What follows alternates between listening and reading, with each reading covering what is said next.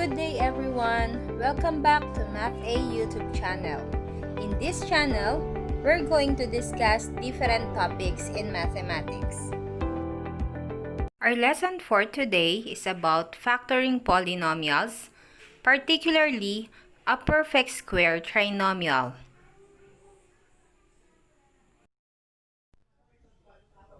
These are the characteristics of a perfect square trinomial. The first and last terms are both perfect squares. Let us take a look at the given example. The first term is x squared and the last term is y squared. So both of the first and last terms are perfect squares. Next, the middle term is twice the product of the square root of the first and last terms. Our middle term here is 2xy. So if we're going to get the square root of x squared and the square root of y squared, that is equal to xy. And then, since twice, so we're going to multiply it by 2. So that would be 2xy.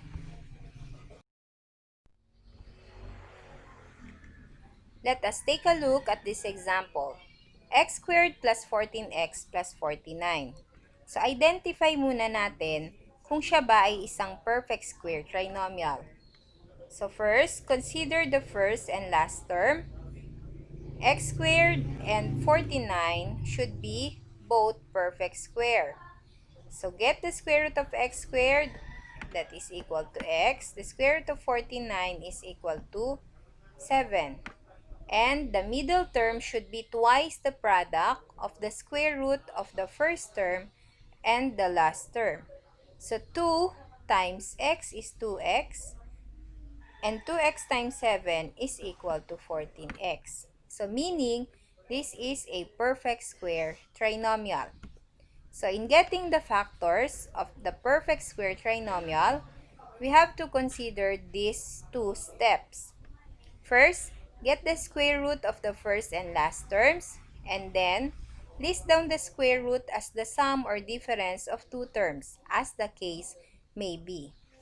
So in this example, the factors are x plus 7 quantity squared. So in expanded form, that is equal to the quantity x plus 7 times the quantity x plus 7. So considered that the factors of a perfect square trinomial is the square of binomial. As you can see, our factor is raised to the second power. Kaya siya tinawag na square of binomial. Another example, m squared minus 12m plus 36. Okay, take a look at the first and last term if they are perfect square. So m squared is a perfect square. 36 is also a perfect square. Next, the middle term should be twice the product of the square root of the first term and the last term. So square root of m squared is m.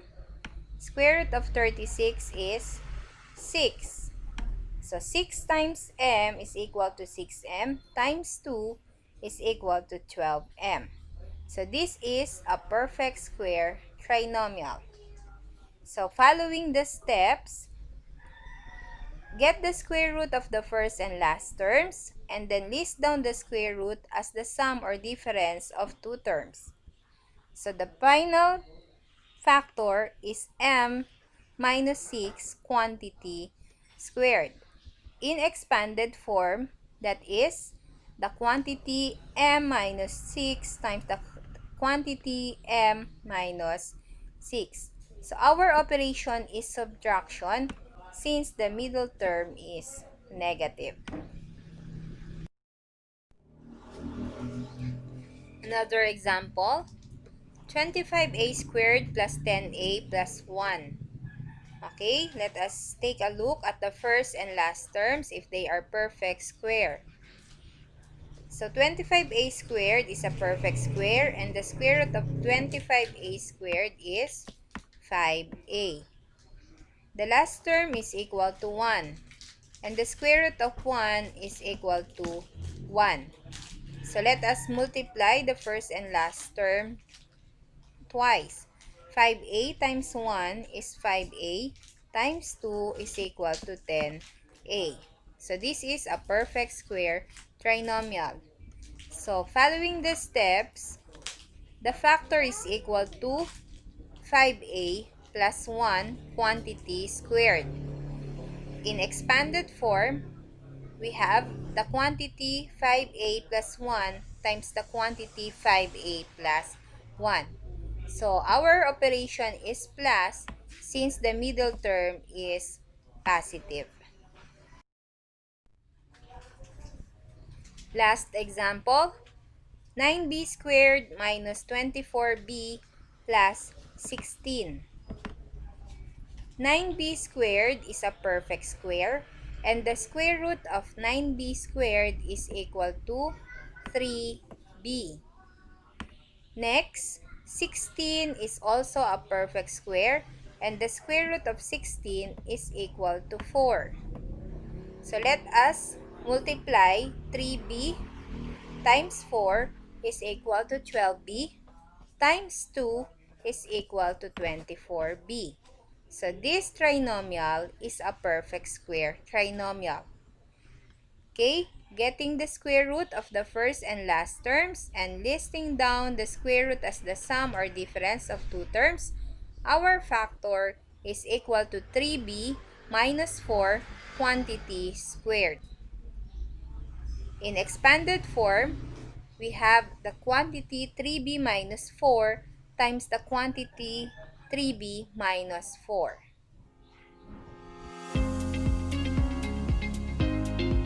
And that ends our lesson for today. Thank you for watching. I'm Teacher Grace. See you again next time.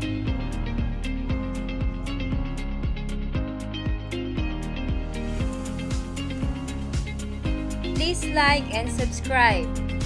Bye!